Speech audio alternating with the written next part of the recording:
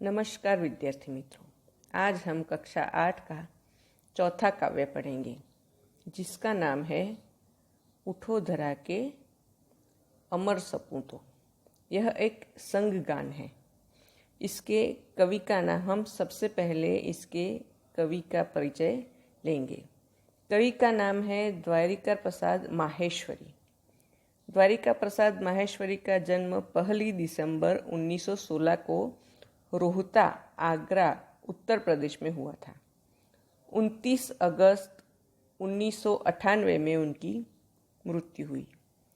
उनके 6 काव्य संग्रह और 2 खंड काव्य हैं, 26 बाल साहित्य, 3 कहानी संग्रह तथा अन्य साहित्य भी प्रकाशित है। इतना ऊंचा उठो, उठो धरा के अमर सपूतों, कौन सिखाता है चिड़ियों को। चंदा मामा आ, पुनः नया निर्माण करो। माँ, यह वसंत ऋतु, हम सब सुमन एक उपवन की, उनकी प्रसिद्ध कृतियाँ हैं। इसमें से हमें उठो धरा के अमर सपूतों यह काव्य पढ़ना है। प्रस्तुत काव्य में प्रकृति के तत्वों से प्रेरणा लेकर अपने ज्ञान का उपयोग कर देश के सपूतों को नवनिर्माण करने का संदेश दिया गया है। अब हम कविता पढ़ेंगे। सबसे पहले तो हम कविता का गान करेंगे। आपको भी मेरे साथ कविता का गान करना है। उठो धरा के अमर सपूतों, पुनः नया निर्माण करो। जन जन के जीवन में फिर से नव स्फूर्ति, नव प्राण भरो। नई प्रातः है, नई बात है, नई किरण है, ज्योति नई। नई उमंगे, नई तरंगे, नई आस है, सांस नई। युग युग के मुरझे सुमनों में नई नई मुस्कान भरो। उठो धरा के अमर सपूतों, पुनः नया निर्माण करो। डाल डाल पर बैठ विहग कुछ नए स्वरों में गाते हैं। गुन गुन गुन गुन करते भंवरे मस्त उदर मंडराते हैं। नवयुग की नूतन वीणा में नया राग नव गान भरो। उठो धरा के अमर सपूतों, पुनः नया निर्माण करो। कली कली खिल रही इधर वह, फूल फूल मुस्काया है। धरती माँ की आज हो रही नई सुनहरी काया है। नूतन मंगलमय ध्वनियों से गुंजित जग उद्यान करो। उठो धरा के अमर सपूतों, पुनः नया निर्माण करो। सरस्वती का पावन मंदिर, शुभ संपत्ति तुम्हारी है। तुम में से हर बालक इसका रक्षक और पुजारी है। शत शत दीपक जला ज्ञान के, नवयुग का आह्वान करो। उठो धरा के अमर सपूतों, पुनः नया निर्माण करो। पुनः नया निर्माण करो। तो कैसी लगी कविता? यह कविता देशभक्ति गान जैसी लगती है, जो हमारे अमर शहीदों को संबोधित करके कवि ने लिखी है। तो हम अब कविता को पढ़ेंगे।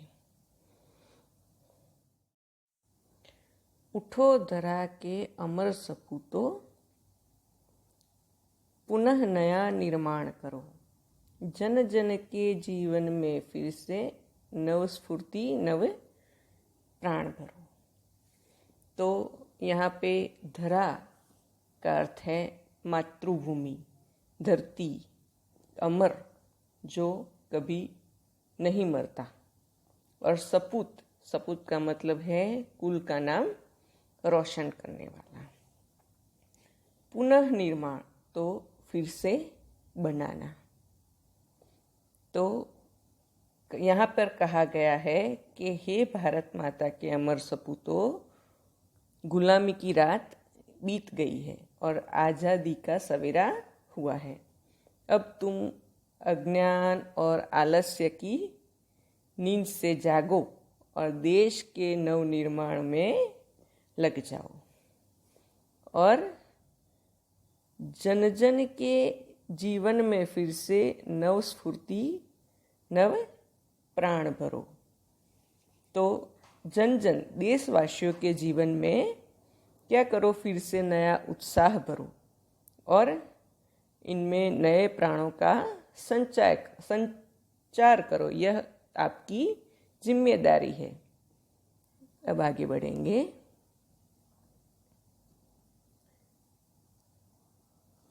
नई प्रातः है, नई बात है, नई किरण है, ज्योति नई, नई उमंगे, नई तरंगे, नई आस है, सांस नई। तो यहाँ पे कहा गया है प्रातः का अर्थ है सुबह। तो आज़ादी की नई सुबह में नई बात है, नई चर्चाएं हो रही हैं और विचारों की नई किरणें फैल रही हैं और सबके जीवन में नए प्रकाश का अनुभव हो रहा है। ज्योति का अर्थ है प्रकाश। लोगों के मन में नई नई उमंगे उमड़ रही है और हौसले की नई लहरें खिल रही है। नई आशाएं सबके मन में उठ रही है। आज देशवासी खुलकर आज़ादी की सांस ले रहे हैं। તો અહીંયા આપણા દેશના અમર સપૂતોને ઉદ્દેશીને કહેવામાં આવ્યું છે કે હે ભારત માતાના સુપુત્રો, ગુલામીની રાત વીતી ગઈ છે અને આઝાદીનું પ્રભાત ઉગ્યું છે. હવે તમે અજ્ઞાન અને આળસની નિંદ્રામાંથી જાગો અને દેશના નવનિર્માણમાં લાગી જાઓ. તમારે દેશવાસીઓના જીવનમાં ફરીથી નવા જીવનનો ઉત્સાહ ભરવાનો છે અને તેમનામાં નવા પ્રાણનો સંચાર કરવાનો છે. કેમ કે આઝાદીના નવા પ્રભાતમાં નવી નવી ચર્ચાઓ થઈ રહી છે, નવા વિચારોની આપલે થઈ રહી છે અને નવા વિચારોની કિરણો આખા વાતાવરણમાં ફેલાઈ રહી છે. બધાને પોતાના જીવનમાં નવો ઉજાસ, નવો પ્રકાશ અનુભવ થઈ રહ્યો છે અને લોકોના મનમાં નવા ઉમંગો અને ઉત્સાહની લહેર ફરી વળી છે. બધાના મનમાં નવી આશાઓ ઉગી છે અને દેશવાસીઓ ખુલ્લા વાતાવરણમાં શ્વાસ લઈ રહ્યા છે. તેથી હે દેશના સપૂતો, તમે ઉઠો અને ફરીથી આઝાદ દેશનું નિર્માણ કરો. હવે આગળ વધીશું. युग युग के मुरझे सुमनों में नई नई मुस्कान भरो. उठो धरा के अमर सपूतो, पुनः नया निर्माण करो. युग युग से मुरझे सुमनो. सुमन એટલે फूल, पुष्प. तो युगों युगों से जो फूल मुरझाए हुए हैं उनमें आप नई मुस्कान भरो और उन्हें खिलने के लिए प्रोत्साहित करो.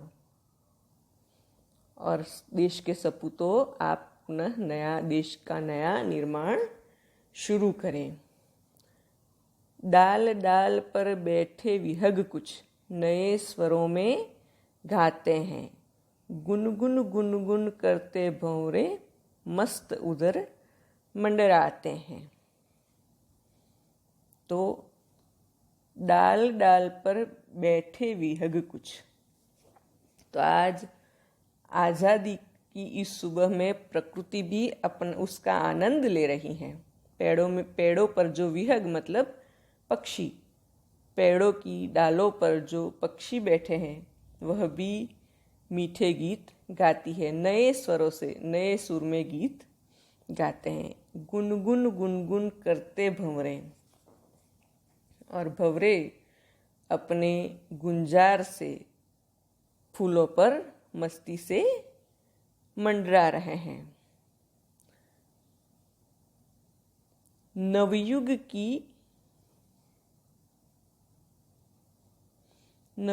की नूतन वीणा में नया राग नवगान भरो। उठो धरा के अमर सपूतो पुनः नया निर्माण करो। तो हे देश के सपूतों, स्वतंत्रता के बाद देश में जो नया युग आया है उसमें आप नए राग भरो, स्वतंत्रता के नए गीत भरो, और वीणा स्वतंत्रता की वीणा में अपने नए राग और अपने नए गान भरने हैं। तो અહીંયા કહેવામાં આવ્યું છે કે ડાળી ડાળી પર અત્યારે જે સ્વતંત્રતા મળી છે એ સ્વતંત્રતાનો આનંદ પ્રકૃતિ પણ માણી રહી છે। કેવી રીતે?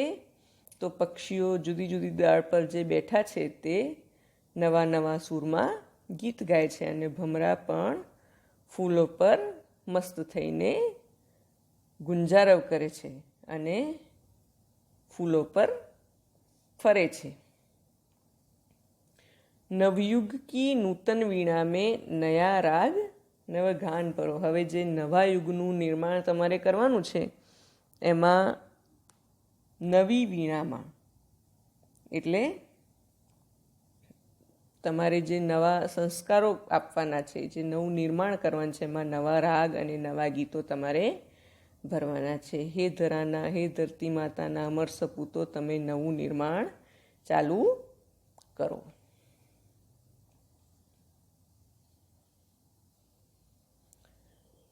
कली कली खिल रही इधर, वह फूल फूल मुस्काया है। तो इधर उद्यान में कलियां खिल रही है और प्रत्येक फूल क्या कर रहा है? मुस्कुरा रहा है। धरती माँ की आज हो रही नई सुनहरी काया है। तो सारे देश में स्वतंत्रता के सूर्य का प्रकाश फैला हुआ है और ऐसा लगता है जैसे भारत माता का शरीर भी आज सुनहरा हो गया है। नूतन मंगलमय ध्वनि से गुंजित जग उद्यान करो। और हे देश के सपूतों, तुम्हें अपनी मंगलमय वाणी से, ध्वनि मतलब वाणी से क्या करना है? संसार रूपी जग उद्यान, तो संसार रूपी उद्यान में आपको गुंजन करना है। और हे देश के सपूतों, आपको देश का नया निर्माण करना है। तो અહીંયા કહેવામાં આવ્યું છે કે કળીઓ અહીંયા ખીલી રહી છે અને ફૂલ બધા મુસ્કાય છે, મતલબ હસે છે, અને ધરતી માને આઝાદીની જે સૂર્યકિરણો છે તેનાથી શું લાગે છે કે ભારત માતાનું શરીર પણ જાણે સોનેરી થઈ ગયું હોય એવું લાગે છે। તેથી કવિ કહે છે કે હે ભારત માતાના અમર સપૂતો, તમારા મંગલમય વાણીથી આ જગ સંસાર રૂપી બગીચાને તમે ગુંજિત કરો। अब बढ़ेंगे आगे। सरस्वती का पावन मंदिर शुभ संपत्ति तुम्हारी है, तुम में से हर बालक इसका रक्षक और पुजारी है। तो यहाँ पे हमारे देश के बच्चों को उद्देश्य कर कहा गया है सरस्वती का पावन मंदिर। कवि बालकों को कहते हैं कि हमारा देश सरस्वती माता का पवित्र मंदिर है। यहाँ की कल्याणकारी सारी विद्याएं ये तुम्हारी संपत्ति है। तुम में से हर बालक, प्रत्येक बालक इस विद्या मंदिर का रक्षक भी है और पुजारी भी है। शत शत दीपक जला ज्ञान के, नवयुग का आह्वान करो।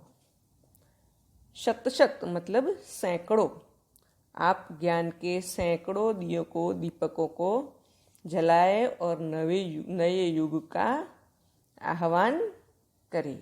इस प्रकार हे धरा के अमर सपूतो, आप पुनः युग का निर्माण करें। तो यहाँ पे कहा गया है कि કવિ હવે કવિ આપણા બાળકોને, દેશના બાળકોને ઉદ્દેશીને કહે છે કે આ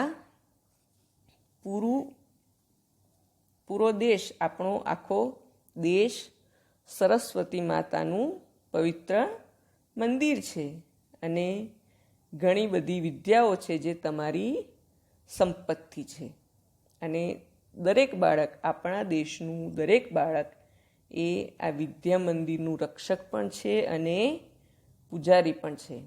અને બાળકોએ શું કરવાનું છે? તો જ્ઞાનના સેંકડો ઘણા બધા દીવાઓ પ્રગટાવવાના છે અને નવા યુગનું નિર્માણ કરવા માટે આહ્વાન કરવાનું છે। પહેલાં અમર સપૂતોને ઉદ્દેશીને કહ્યું હતું અને હવે આપણા દેશના બાળકોને ઉદ્દેશીને કહેવામાં આવ્યું છે। તો અહીંયા આપણી કવિતા પૂરી થાય છે। હવે આપણે જોઈશું શબ્દાર્થ। निर्माण, निर्माण का अर्थ है बनाना। गुंजित का अर्थ है भौरों के गुंजार से युक्त। प्रायः का अर्थ है अक्सर। उद्यान का अर्थ है बाग। पुनः का अर्थ है फिर, दोबारा। आह्वान का अर्थ है ललकार, चुनौती।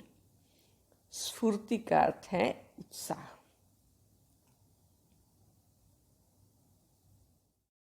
स्वाध्याय पहला है आशय स्पष्ट कीजिए।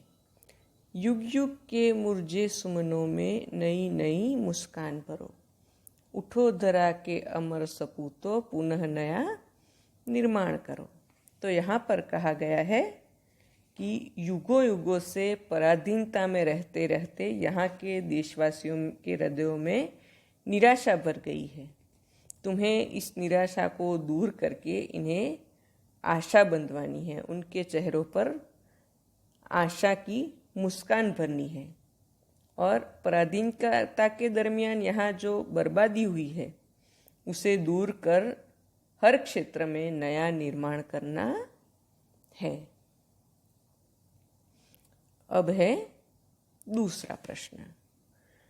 कवि ने देश के सपूतों को क्या संदेश दिया है? तो कवि ने देश के सपूतों को संदेश दिया है कि देश स्वतंत्र हो चुका है, अब तुम्हें देश का नवनिर्माण करना है। स्वतंत्रता का लाभ जन जन तक पहुंचाना है। देशवासी तुमसे बड़ी बड़ी आशाएं रखते हैं। तुम्हें इन्हें निराश नहीं करना है। तुम्हें लोगों में नए प्राण फूंकने हैं। विकास के नए रास्ते खोजकर देश का पिछड़ापन दूर करना है। इस प्रकार कवि ने देश के सपूतों को संदेश दिया है कि वे देश को एक नए युग में ले जाएं। अब है तीसरा प्रश्न। हमारी राष्ट्रीय संपत्ति कौन कौन सी है, उसकी सुरक्षा के लिए आप क्या क्या कर सकते हैं? तो इसका जवाब है कि रेलगाड़ियाँ, रेलवे स्टेशन, राष्ट्रीय राजमार्ग, नदियाँ, अभयारण्य, पुरातत्व संबंधित संपत्ति आदि हमारी राष्ट्रीय संपत्ति है। राष्ट्रीय संपत्ति की रक्षा करना हमारा कर्तव्य है। हम रेल संपत्ति को नुकसान नहीं पहुंचने देंगे। राजमार्गों की मरम्मत के लिए सरकार को पत्र लिखेंगे। हम लोगों को पानी का महत्व समझाकर उसका अपव्यय रोकेंगे। सरकार द्वारा संरक्षित इमारतों को नुकसान पहुंचते देखकर हम पुरातत्व विभाग को सूचित करेंगे। अभयारण्यों में रक्षित पशुओं का शिकार होते देखकर हम उसमें संबंधित अधिकारियों को सावधान करेंगे। अब आएगा स्वाध्याय। निम्नलिखित प्रश्नों के उत्तर लिखिए। कवि माहेश्वरी जी धरा के अमर सपूतों से क्या चाहते हैं? तो कवि माहेश्वरी जी अमर सपूतों को यह संदेश देते हैं कि सदियों की गुलामी के बाद हमारे देश को स्वतंत्रता मिली है। कवि चाहते हैं कि देश के युवक स्वतंत्रता के बाद देश का नवनिर्माण करें। वे लोगों के जीवन में नया उत्साह भरें, उनमें नए प्राणों का संचार करें। युगों युगों से मुरझाए हुए फूलों को नई मुस्कान दें। अपनी मंगलमय वाणी से संसार रूपी उद्यान को गुंजित करें और तरह तरह का ज्ञान प्राप्त कर देश का भविष्य उज्जवल बनाए। इस प्रकार कवि माहेश्वरी जी धरा के सपूतों से अनेक अपेक्षाएं रखते हैं। अब है दूसरा प्रश्न। कवि नई मुस्कान कहाँ देखना चाहते हैं? तो कवि दिलों के फूल स्वतंत्रता के प्रकाश में खिलते हैं। हमारा देश सदियों तक गुलामी के अंधेरे में रहा है। विदेशी शासक यहाँ के लोगों पर अत्याचार करते रहे। अन्याय और तरह तरह का शोषण सहते सहते लोग अपना स्वाभिमान खो बैठे हैं। उनके दिलों में उदासी छा गई है। कवि की इच्छा है कि ऐसे मुर्दा दिलों में फिर से नए जीवन का संचार हो। इस प्रकार कवि युगों युगों से लोगों के मुरझाए हुए हृदयों के सुमनों पर नई मुस्कान देखना चाहते हैं। अब है तीसरा प्रश्न। देश के नवनिर्माण के लिए आप क्या क्या करना चाहेंगे? तो देश के नवनिर्माण का कार्य करना मैं अपना कर्तव्य समझती हूँ। इसके लिए मैं अपने मोहल्ले में एक मित्र मंडल की स्थापना करना चाहूँगी। इस मंडल के माध्यम से साक्षरता का प्रसार किया जा सकता है। निर्धन परिवारों के विद्यार्थियों को पाठ्यपुस्तक दिए जा सकते हैं।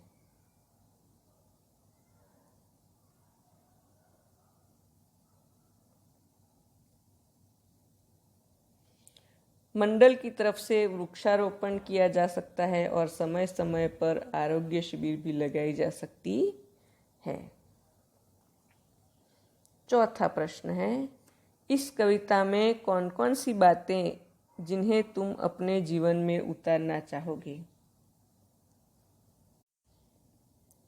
तो मैं अपने देश से प्यार करूंगी। मैं केवल अपने लिए नहीं बल्कि देश के लिए भी जीऊंगी। मैं सारे देशवासियों को अपना मानूंगी। मैं खूब मन लगाकर पढ़ूंगी और पढ़ लिख कर अपने ज्ञान का उपयोग देश की सेवा में करूंगी। मैं चाहूंगी कि मेरी योग्यता का लाभ पूरे देश को मिले। मैं ऐसा काम करना चाहूंगी जिससे देश को गौरव मिले। मैं देश की रक्षा करने में भी कभी पीछे नहीं हटूंगी। यहाँ पे एक काव्य दिया गया है। दिए गए काव्य को पढ़कर प्रश्नों के उत्तर दीजिए। तो खड़ा हिमालय बता रहा है, डरो न आंधी पानी में, डटे रहो तुम अपने पथ पर कठिनाई तूफानों में। डिगो न अपने पथ से तुम, तो सब कुछ पा सकते हो प्यारे। तुम भी ऊंचे उड़ सकते हो, छू सकते हो नभ के तारे। अटल रहा जो अपने पथ पर, लाख मुसीबत आने में, मिली सफलता उसको जग में, जीने में मर जाने में। जितनी भी बाधाएं आई उन सब में ही लड़ा हिमालय, इसीलिए तो दुनिया भर में हुआ सभी से बड़ा हिमालय। यहाँ पर हिमालय के बारे में कविता दी गई है, जिसके बारे में हमें प्रश्नों के उत्तर देने हैं। तो पहला प्रश्न है, हिमालय हमें क्या संदेश देता है?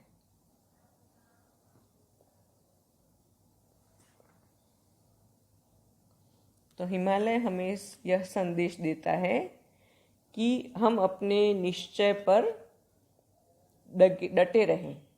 यदि हम अपने प्राण पर और पथ पर टिके रहेंगे तो हमारी सभी इच्छाएं पूरी होंगी। यहाँ तक कि हम असंभव को भी संभव कर सकते हैं। अब है दूसरा प्रश्न, मुसीबत आने पर हमें क्या करना चाहिए? तो मुसीबत से हमें कभी भी डरना नहीं चाहिए, उससे घबराकर अपना प्राण और पथ नहीं छोड़ना चाहिए। तीसरा प्रश्न है, कवि ने हिमालय को सबसे बड़ा क्यों कहा है?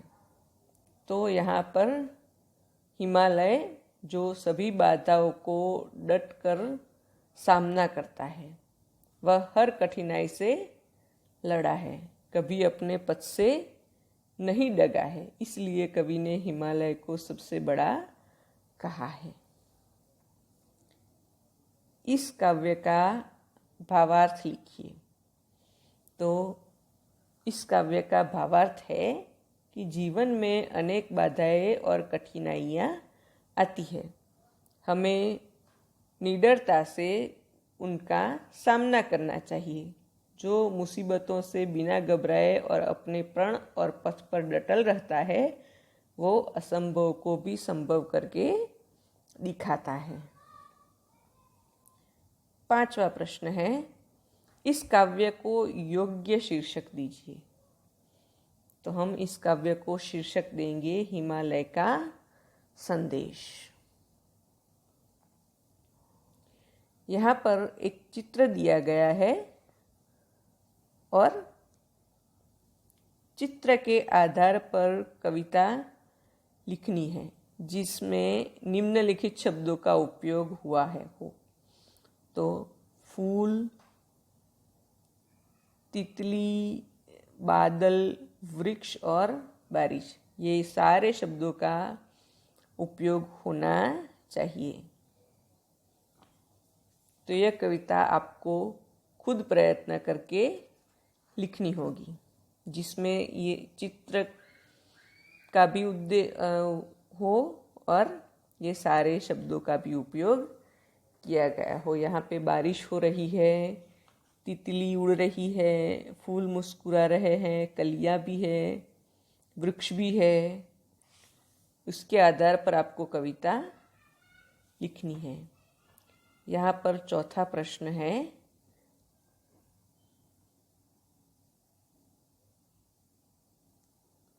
अपूर्ण काव्य को पूर्ण कीजिए। माँ खादी की चद्दर दे दो, मैं गांधी बन जाऊंगा। तो आगे है, घड़ी कमर में मैं लटका दूं, आंखों को चश्मा पहना दूं। माँ छोटी सी लाठी दे दो, ठक ठक करता जाऊंगा। बराबर। હવે આવ્યું भाषा सज्जता। संज्ञा का प्रयोग। आप संज्ञा के बारे में सीख चुके हैं, तो निम्नलिखित वाक्यों में से संज्ञा ढूंढकर उसका भेद बताइए। तो पहला वाक्य है, सोना कीमती धातु है। तो यहाँ पर सोना और धातु दो संज्ञाएं है। सोना है वो द्रव्यवाचक संज्ञा है और धातु जातिवाचक संज्ञा है। दूसरा वाक्य है, गंगा पवित्र नदी है। तो यहाँ पर गंगा व्यक्तिवाचक है और नदी जातिवाचक संज्ञा है। आगे है, उमंग दौड़ रहा है। तो यहाँ पे उमंग ये व्यक्तिवाचक संज्ञा है। दल जा रहा है। दल जो एक से ज्यादा व्यक्तियों का समूह है, तो यह एक समूहवाचक संज्ञा है। राजेश भय के कारण जंगल में नहीं गया। तो यहाँ पर 3 शब्द संज्ञा है। राजेश व्यक्तिवाचक संज्ञा है, भय भाववाचक संज्ञा है और जंगल जातिवाचक संज्ञा है।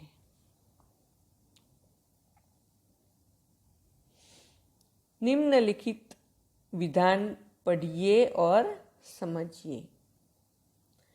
जयेश ने कीर्ति को साड़ी दी। जयेश ने कीर्ति को साड़ियाँ दी। बगीचे में एक लड़का है। बगीचे में कई लड़के हैं। तो उपयुक्त वाक्यों को पढ़ने से पता चलता है कि पहले वाक्य में साड़ी से साड़ियाँ और दूसरे में लड़का से लड़के हो गए हैं, यानी एक वचन का बहुवचन हुआ है। अब आप इसी तरह निम्नलिखित एक वचन वाक्य को बहुवचन में परिवर्तित कीजिए। पहला है, मुझे लुटेरे का डर था। तो बहुवचन होगा, हमें लुटेरों का डर था। दूसरा है, पक्षी ने उड़ान भरी। तो इसका बहुवचन होगा, पक्षियों ने उड़ानें भरी। तीसरा है, उसने मुझे मिठाई दी। उसका बहुवचन होगा, उन्होंने हमें मिठाइयाँ दी। निम्नलिखित वाक्य पढ़िए और वाक्यों में गाढ़े काले शब्द को समझिए। भाववाचक संज्ञा के रूप में और जातिवाचक संज्ञा के रूप में। तो बच्चे प्रार्थना करते हैं। बच्चों की प्रार्थनाएं बेकार नहीं जाती। नदी की चौड़ाई अधिक है। भारत में नदियों की चौड़ाइयाँ अधिक हैं। तो उपयुक्त वाक्य पढ़ने से पता चलता है कि पहले वाक्य में गाढ़ा शब्द प्रार्थना था, जो भाववाचक रूप में था।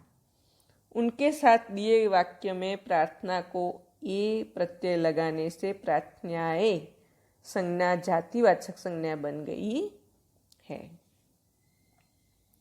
तो इतना जानिए कि भाववाचक संज्ञाओं का प्रयोग सदैव एक वचन में ही किया जाता है।